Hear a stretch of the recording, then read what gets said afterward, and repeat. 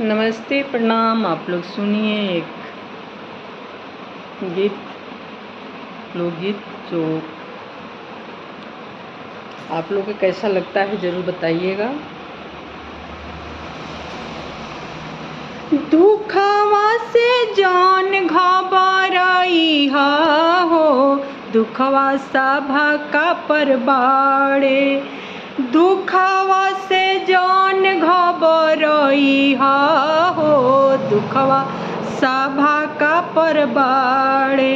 एक तो दुखिता भैले चंदा औरी सूरज, एक तो दुखिता भैले चंदा औरी सूरज। चंदा औरी सूरज हो, चंदा और सूरज। उनाहु पर लागल गारहानवा हो, दुखवा सभा का परबाड़े। उनाहु पर लागल गारहानवा हो, दुखवा सभा का परबाड़े।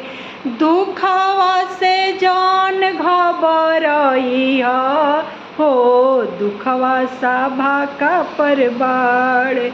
दुखवा से जान घबराई हो, दुखवा सभा का परबाड़े। एक तो दुखिता बाड़े गंगा औरी जमुना, दूसरे दुखिता बाड़े गंगा औरी जमुना। उनाहु पर पड़ल बलुआ रेतवा हो, दुखवा सभा का परबाड़े। उनाहु पर पड़ल बलुआ रेतवा हो, दुखवा सभा का परबाड़े। दुखवा से जान घबराई हो, दुखवा सभा का परबाड़े। दुखवा से जान घबराई हो, दुखवा सभा का परबाड़े। तीसरे दुखिता बाड़ी वो सीता मैया, तीसरे दुखिता भैली वो सीता मैया।